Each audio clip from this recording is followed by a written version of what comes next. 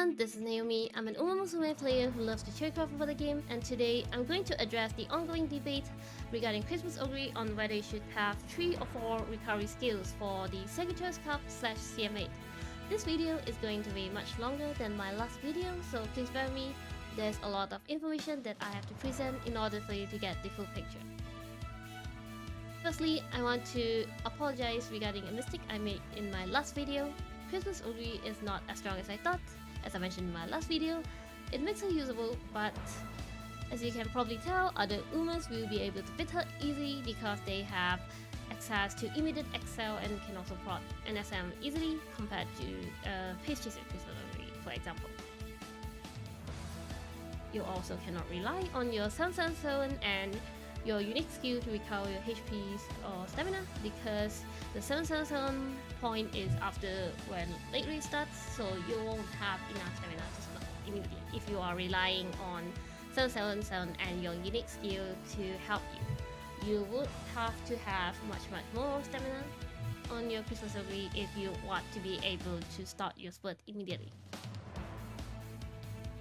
Before I go through my points, I would also like to put a disclaimer here.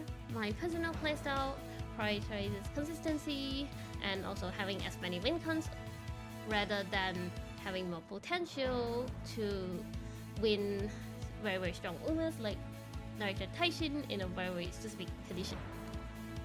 Therefore, my opinions in this video will probably conflict with other content creators, but I also want to say that their opinions aren't wrong, they are definitely valid. No one's opinion is wrong here, so please don't go and say that anyone is spreading misinformation because there is no misinformation.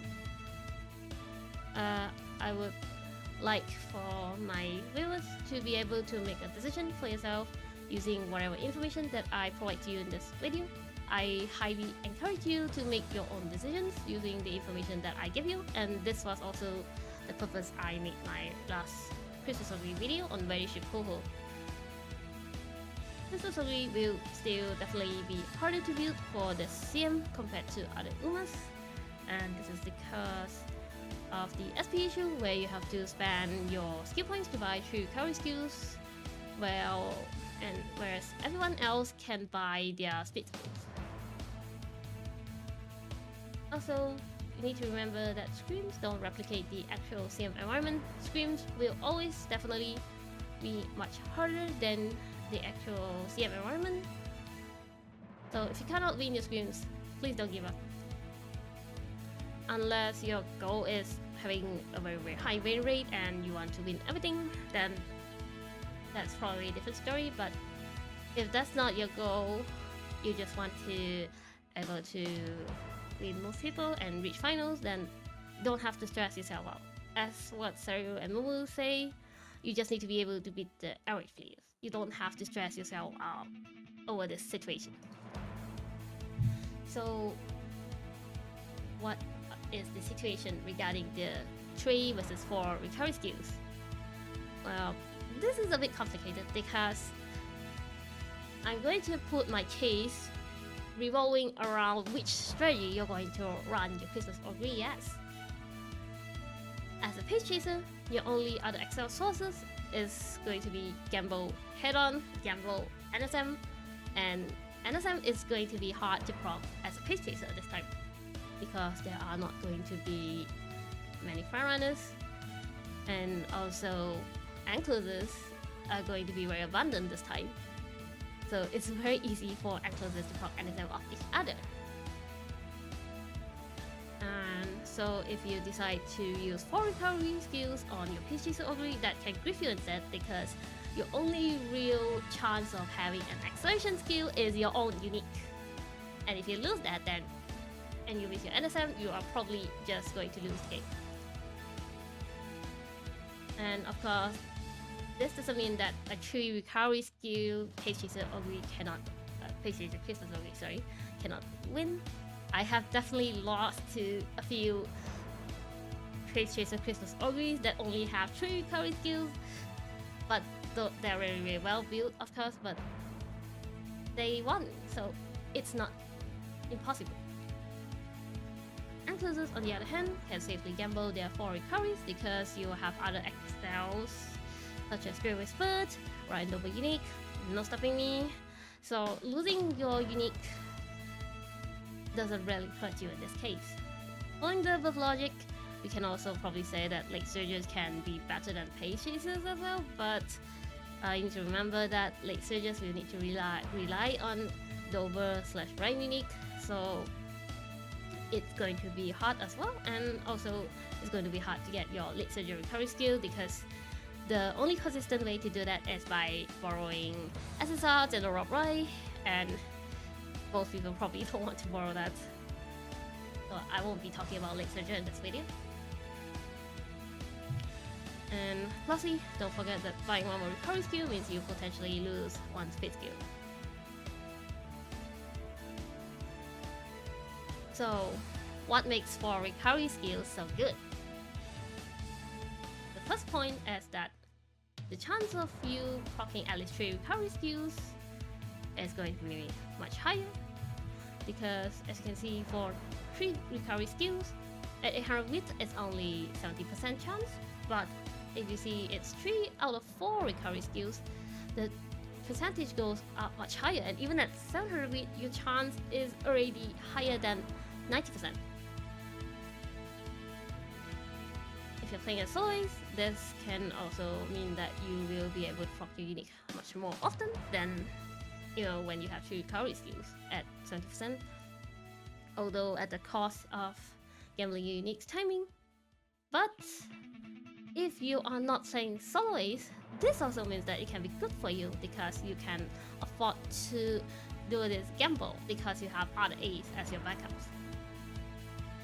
Of course, the other benefit of this strategy is that you don't have to necessarily rely on 777 as your trigger for your unique skill, and that means you are probably more likely to have enough stamina to start your split immediately. And now we move on to why this 4 recovery strategy is so strong. The strategy is to have your 3rd recovery skill to be able to proc on a random point for a chance to get a perfect unique activation in order to have speed carryover, and also to be able to accelerate immediately when the late race starts. As you can see in the simulation right here in Umamusume, using Pure Heart, Preferred Position, and Hydrate, I proc my unique skill right here, right before the late race starts, so I get speed carryover, and also I can accelerate immediately in the late race. This can be done using skills such as Straightaway Recovery, Deep Breath, Preferred Position, Hydrate, Standing By, and also Pure Heart, but remember it can't be in first phase for Pure Heart. This means that pace chasers also have more gambling options due to having more mid-range recovery skills, but Inclusives can also still do this by buying Straightaway Recovery or Deep Breath. I also have a demo here showing how broken this strategy is because I proc Deep Breath right before the late restart. You can see how she just zooms to the front.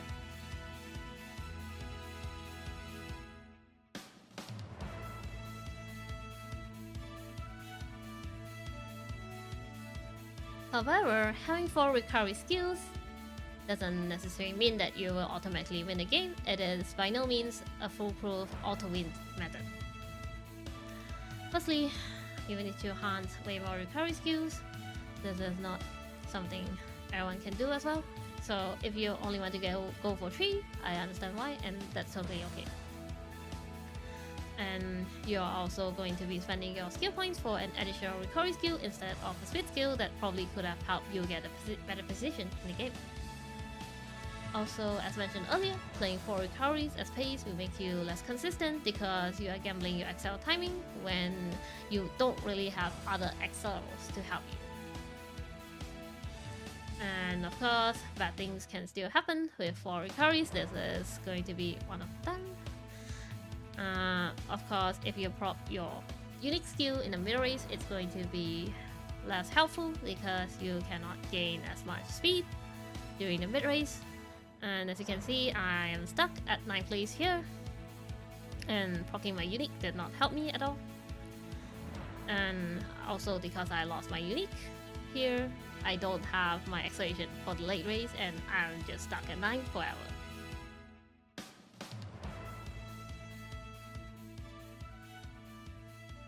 This is also another very weird case where even if you have 4 recoveries, you can still mess it up because my third recovery skill proc right before the finishing line. Of course, this is just because I missed 777. But again, if you only have 3 recovery skills, maybe you just miss your unit completely. But this is just showing that having 4 recovery skills doesn't like just make you instant win. It's not how it works. Okay, so I'm going to now present my case for whether you should run Christmas Ogre as a pace chaser or encloser. Pace chaser definitely has a higher stat requirement, especially because you want more stamina and also more power to compensate for the fact that you have less access to acceleration skills. Enclosers, on the other hand, will be easier to make because the stat line is forgiving, and the only challenge is get a straightaway split from maybe your inheritance. For recovery skills, you can try to borrow with SSR Taishin for the skill standing by. As explained previously, the 4 recovery strategy is also safer to do on enclosures because you can afford to lose your XL on your unique because you still have acceleration skills such as straightaway split, no stopping me, and double Ryan unique to help you to move to the front. It is also okay to stack your encloser aptitude if you can't get the spark sword. You can try to aim for at least B if you want to, but make sure your encloser spark is on your grandparent and not your parent. And also, as you can see here in some examples, this encloser Drew Falcon has won a CM6 scrim, and this very not well built Ogre has also won 4 races in CM6. The only downside is that you won't have Unity training skill hints, but this doesn't apply to Augury anyway because you already have too many A aptitudes, and so the only real downside is having an increased chance of being rushed. Although if you have a lot of stamina, that can be actually a good thing for you. And now we're gonna talk about pace chasers. Pace chasers are still pretty strong, it's just that the stat requirement is ridiculously high for them. And also because if you are a pace chaser, you don't need to catch up as much late race, so using this idea, we can make our pace chaser very strong by making them a ground lucky pace and also give them angling scheming so we can have a 0.2 acceleration if we are in the first place. However, I noticed that there are not many fronts in the scrim environment, so this might be a chance for people to try to run their own Frontrunner in an attempt to counter Lucky Pace or Greed. But of course, if there are no Frontrunners, then it's definitely Lucky Pace or Greed's game. You could also choose to make a sacrificial Frontrunner for your NSM proc, just like how people do the Daiwa Rocket thing, but it's very hard to do and I don't recommend trying it unless you really know a lot about the game. Here is a sample enclosure Augury that I built. I will also put the demo run video in the description below. This run didn't have a lot of video game skills because I didn't hit the hints, but it's definitely okay enough to perform against the average players. Right, summary time. Pace chasers are going to be harder to build. I would still say 3 recoveries are better for pace chasers, and maybe you can go for lucky pace, groundwork plus angling strategy.